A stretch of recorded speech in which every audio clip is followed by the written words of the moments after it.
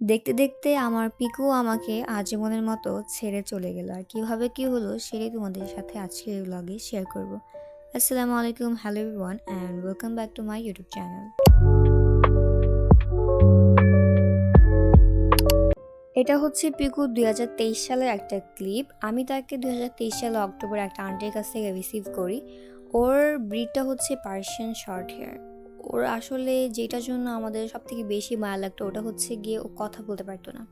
Normal বিড়ালগুলো যেমন চিল্লাইতে পারে, ডাক দিতে পারে, হ্যাঁ, ওরকম করে ও ডাক দিতে পারতো না, চিল্লাইতে পারতো না। ওর গলা থেকে আওয়াজটা অনেক অল্প আসতো, আমরা শুনতেও পারতাম না, এরকম একটু অল্প অল্প আসতো, যে কারণে ওর প্রতি আমাদের অনেক মায়া চলে আসে, আমরা অনেক ভালোবেসে ফেলি তাকে।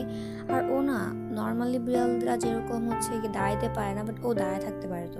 বাট যাই হোক, আল্লাহ যা করে সবসময় ভালোর জন্যই করে। আবার এখানে কিন্তু আসে, কারণ হচ্ছে ওকে আমি সব থেকে বেশি ভালোবাসছিলাম আমার বিড়ালদের মধ্য থেকে।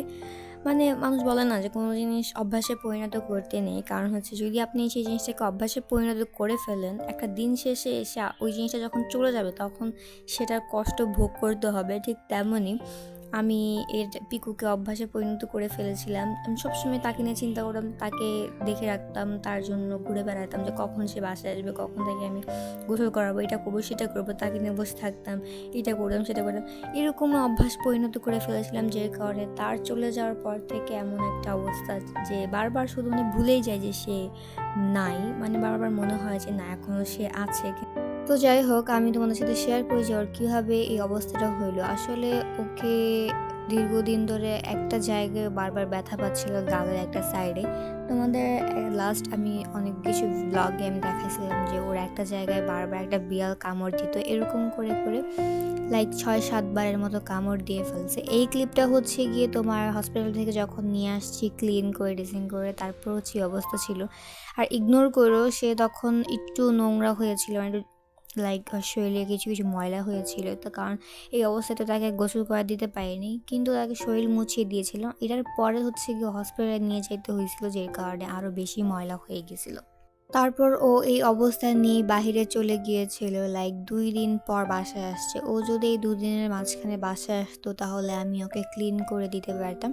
যেদিন আমি দেখছি যে ও ব্যথা পেয়েছে ওদিন আমি ক্লিন করে, লাইক ওকে মানে ডক্টর যেভাবে বলছিল ক্লিন করে দিতে সেভাবে ক্লিন করে দিয়েছিলাম। তারপর ওকে শোয়ায় রাখছে, ঘুমাইছিল, বাট কখন যে সে বাইরে চলে গেছে আমি দেখতেও পারি নাই।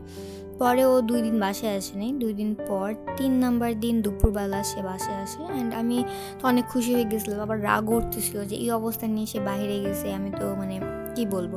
পরে মায়া লেগে গেছে ওকে দেখে, ও দেখি পানি খাইতে গেছে। তো তখন আমি কি করলাম যে ঠিক আছে ও পানি খাক, আমি ওর খাবার রেডি করে দিই। তো পরে হচ্ছে আমি ওকে দেখতে গেলাম যে ওর কী অবস্থা হয়েছে, ব্যথাটা ঠিক হয়েছে কি হয় নাই। বিশ্বাস করবেন না, তখন আমি যেয়ে দেখি ওর যেইখানে একটা বিড়াল কামড় দিছিল ওই জায়গাটা পুরো গর্ত হয়ে আছে, লিটারেলি মাংস নেই ওই জায়গাটায়, মানে পোকা হয়ে গেছিলো। আমি তখন দেখিনি যে পোকা হয়েছে, আমি জাস্ট দেখলাম যে মাংস নাই, আর উপরে যে হাড্ডি ছিল ওই হাড্ডিটা ফুটো হয়ে গেছে। এখন আমি ওকে দেখানোর জন্য আমি ওর বেডে নিয়ে, মানে ওরটা জায়গায় নিয়ে আসছি, ওকে বসিয়ে টেবিলের উপরে দেখলাম যে ভিতরে কি হয়েছে, যাই দেখি যে পোকা হয়ে গেছে, একটা পোকা হাঁটতেছে। এটা দেখার পর যে আমি কি রিয়াকশন দিব আমি একটুও মানে বুঝতেছিলাম না। তাড়াতাড়ি করে ডক্টর যেভাবে বলছিল ক্লিন করতে আগে, সেভাবে আমি সেই জায়গাটা ক্লিন করে দিই। এবং ওই দিন সন্ধ্যায় আমি তাকে হসপিটালে নিতে পারিনি, যেহেতু কারণ রাত হয়ে গিয়েছিল অনেক। তারপরের দিন নেক্সট আমি ইমার্জেন্সিতে আমি যে আমার বোন বলেছিল জায়গাটা, আমরা যেইখানে হচ্ছে গিয়ে ওকে চেক আপে রাখি, বিল্লু পিকুকে চেক আপে রাখি, ওইখানে নিয়ে যাই। ওই ডক্টরের কাছে নিয়ে যাওয়ার পর ওনারা বলে যে পারে না। তারপর আমার বোন একটা অ্যাড্রেস দিছে, ওইখানে যাই। ওইখানে যাওয়ার পরে ওনারাও বলে যে ওনারা এটা করতে পারে না। পরে ওইখান থেকে একটা হসপিটালে অ্যাড্রেস দেওয়া হয়, দেন ওইখান থেকে আমরা পিকুকে নিয়ে যাই হসপিটালে। ওইখানে নিয়ে যাওয়ার পরে ডক্টর মিলে পিকুকে হচ্ছে ড্রেসিং করে, হাত ঢুকিয়ে লিটারেলি ওইখান থেকে যত পোকা ছিল সবগুলো বের করে ফেলে এবং একটা স্প্রে দিয়ে দেয়, যে কারণে ওই পোকা সবগুলো মরে যায়। তারপর ডক্টর ওকে অনেকগুলো ওষুধ সাজেস্ট করে, দেন আমরা নিয়ে আসি। ওকে মেডিসিনের উপরে রাখছিলাম, স্যালাইনের উপরে রাখছিলাম। এগুলো পড়ার পর একটু মনটা শান্তি লাগছে যে থাক, এই পোকাগুলো চলে গিয়েছে, এখন হয়তো বা সে সুস্থ হয়ে যাবে, জায়গাটা শুকাতে একটু টাইম লাগবে বাট সুস্থ হয়ে যাবে ইনশাল্লাহ। তারপর হচ্ছে এগুলো করার পর একদিন যাওয়ার পর 2 দিন যাওয়ার পরে দেখি ওর ক্ষুধা পাচ্ছে, ও নিজ থেকে হচ্ছে গিয়ে খাবার খেতে চাচ্ছে। তো এটা দেখে আমি আরও বেশি খুশি হয়ে যাই, কারণ হচ্ছে অসুস্থ হলেও খেতে চায় না, কিন্তু ও পানিটা খায়, ওর নিজ থেকেই পানিটা খায়। এটা আমার সব থেকে বেশি ভালো লাগতো যে বিল্লু অসুস্থ হলেও সে কখনো খাবার তো বন্ধ করে দেয়, সাথে সাথে পানীয়টাও খাওয়া অফ করে দেয়, কিন্তু সে খাবার খাওয়া বন্ধ করলেও পানিটা খাওয়া বন্ধ করে না, ও নিজ থেকে পানি খায়। তো ওদিন খাবার খেতে যাচ্ছিল, তারপর আমি ওকে মাছ সিদ্ধ করে দিই, কিন্তু সে খেতে পারেনি। আমি জোর করে অল্প অল্প করে ওকে খাইয়ে দিই, কোনো রকম 1বার 2বার 3বার খেতে পারছে। যেহেতু গলায় এই আঘাতটা পাইছে সেই জন্য সে ভালো মতো গিলতেও পারতো না, তাও প্রথম দিন একটু গিলতে পারছে। দ্বিতীয় দিন দেখলাম যে সে মাছ খেতে পারতেছে না, সেজন্য আমি লিকুইড একটা ক্যাট ফুড পাওয়া যায়, আবার লিকুইড একটা ট্রিট বলতে পারেন, ওগুলো নিয়ে আসি কিনে। ওগুলো আনার পরে হচ্ছে গিয়ে আমি ওকে খাওয়ানোর চেষ্টা করি। ও প্রথম দিন খাইছে, ওর সবথেকে ফেভারিট যেটা ছিল টোনা ফিশের একটা ফ্লেভার, ওই ফ্লেভারটা নিয়ে আসছি। তো পরে দেখি ও ওই ফ্লেভারটা খাচ্ছে, ঠিক আছে আমি ওটাও নিয়ে আসছি, ওটা খাচ্ছে, একটু খেয়েছিল। পরে হচ্ছে গিয়ে আমি রেখে দিলাম, স্যালাইন খাওয়াইছিলাম, দেন ওষুধ যেগুলো ছিল সে ওষুধের উপরেই রাখছি, স্যালাইনের উপরেই রাখছি। তারপরও এই অবস্থা হলো আমি সেটা জানি না। পরে আস্তে আস্তে 3 দিনের দিন আস্তে আস্তে জায়গাটা একটু যখন ফোলা ছিল, আস্তে আস্তে এটা মানে চামড়ার সাথে মিশে যাচ্ছিল, আর সাথে সাথেও চিকন হয়ে যাচ্ছিল, মানে ওর খাওয়াটা যেহেতু অফ হয়ে যাচ্ছে, ও পানিটাও তেমন খাওয়া অফ করে দিচ্ছিল লাস্টে, মানে মারা যাওয়ার 1-2 দিন আগে থেকে। খাওয়া তো অফ করে দিয়েছিল অনেক আগেই, পানি খাওয়াটাও অফ করে দিয়েছিল। দেন আমি ওকে অনেক ট্রাই করি, পানি খাওয়াই, পানির উপর পানি রাখছি, আবার স্যালাইনের উপর স্যালাইন রাখছি, মানে স্যালাইন আমি অফই করিনি, স্যালাইন খাওয়াইতে আসি।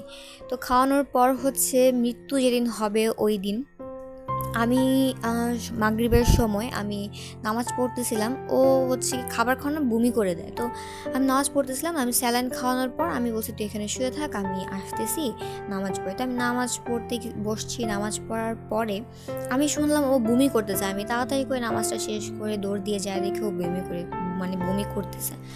আমার ওর অবস্থা দেখে একদমই ভালো লাগতেছিল না, ও দেখি হাল ছেড়ে দিয়েছে একদম। আমি তাড়াতাড়ি করে ওকে মানে ওই যেখানে শুয়েছিল ওইখান থেকে নিয়ে আমি রুমে নিয়ে আসছি, একটা জায়গায় রাখছি, ফ্লোরে রাখার পরে আমি দেখি ও হাল ছেড়ে দিয়েছে। আমি তো এত কান্না, চিল্লায় কান্না আমার শুরু হয়ে যায়, কারণ আমি দেখতেছি যে ওর হাল ছেড়ে দিয়েছে। এটা দেখে আমি এত ভয় পেয়ে গেছিলাম, ন্যাচারালি আমার কান্না দেখে আম্মু ভয় পেয়ে গেছে যে কী হইলো। পরে তাড়াতাড়ি করে আব্বু আমার ভাইকে কল দেয়, তারপর ওরা বাসায় আসে। আসার পর ওই দিন আবার আমার বোন আসবে যেহেতু বাসায়, তো তখন 11টা বাজে, 10টা বাজে বোন বাসায় আসে। তখন আমি ওকে স্যালাইনের উপরে রাখতেছি যে যদি হায়ারটা বাঁচে, যদি হায়ারটা থাকে তাহলে তো আমি অনেক খুশি হব, বাট ওর যে হায়াত চলে যাবে সেটা আমি কখনোই ভাবতে পারিনি। তারপরও আমি স্যালাইনের উপরে রাখছি, পরে দেখি ও মাথাটা উঠাইছে, মাথাটা কিন্তু ফালাই দিছিল, কিন্তু যখন আমি স্যালাইনটা খাওয়াইছি পরে দেখি যে ও মাথাটা উঠাইছে। আমি এত খুশি হয়েছিলাম আল্লাহর কাছে, এত শুকরিয়া আদায় করতেছিলাম যে আল্লাহ ও মাথাটা উঠাইতে পারছে, এটাই আলহামদুলিল্লাহ, ও যাতে এইভাবে সুস্থ হয়ে যায়। কিন্তু এটা যে তার শেষ দিন হবে আমি কখনোই ভাবতে পারিনি। 30 তারিখ ওই দিন ওকে স্যালাইন খাওয়াই থেকে আমার বোন আসে। আমার কেন চাই না, হুট করে বোন আসার পরে আমার কেন চাই না, একটু পর মনে হলো যে ওকে যাই একটু দেখি, একটু স্যালাইনটা খাওয়াই দিয়েছি। আমি যখন স্যালাইন খাওয়াইতে যাই, বিশ্বাস করেন আমি ওর মাথাটা আমি হাতে রেখে, আমার বাম হাতে ওর মাথাটা রেখে আমি ডান হাত দিয়ে স্যালাইনটা খাওয়াই দিচ্ছিলাম। ও কত সুন্দর করে আস্তে আস্তে একবার আমার দিকে তাকাচ্ছিল, একবার আমার বোনের দিকে তাকাচ্ছিল, কত সুন্দর করে সে আস্তে আস্তে দমটা ছেড়ে দেয়। লিটারেলি এটা কখনোই মানে প্রকাশ করার মতো না, এটা যার যায় সেই বুঝে। আমি কখনো ভাবতেও পারিনি যে আমার শখের বিড়াল যেটা বলেন, আমার সব থেকে আমি যেই জিনিসটা সব থেকে বেশি ভালোবাসছি পিকুকে, আমি ও ফার্ম গেট চলে গেছে, আমি ওকে ওইখান থেকে নিয়ে আসছি। ও 5 নাম্বার সেক্টর চলে গিয়েছিল, আমি ওইখান থেকে নিয়ে আসছি। দেন আমাদের বাসার আরেকটা রোডে চলে গেছিল, আমি ওইখান থেকে নিয়ে আসছি। আমি ওকে কাউকে কাছে দিব না, ও যেখানে যাক আমি তাও তাকে নিয়ে আসবো, তাও আমি কাউকে ওকে দিব না। আমি এতটা ভালোবাসতাম, আমি এত ভালোবাসছিলাম, বাট আল্লাহ যত তাড়াতাড়ি আমার ভালোবাসার জিনিসটাকে তাড়াতাড়ি করে কেড়ে নিয়ে আমি কখনোই বুঝতে পারিনি। এবার যাই হোক, আল্লাহ যা করে সবসময় ভালো করে, এই বিশ্বাসটা আমার আছে অবশ্যই আল্লাহ তাআলার উপর। তো এভাবে করে 30 তারিখ মে মাসে পিকু আমাকে ছেড়ে আজীবন মতো চলে যায়। আমি অনেক কষ্ট পাইছি এটার জন্য। এখন আমি আপনাদের কাছে এটাই চাই যে আপনারা যেন আমার বিল্লুর জন্য দোয়া করেন। আমার একটা মাত্রই বিড়াল আছে এখন, বলতে গেলে আরেকটা আছে কোকো।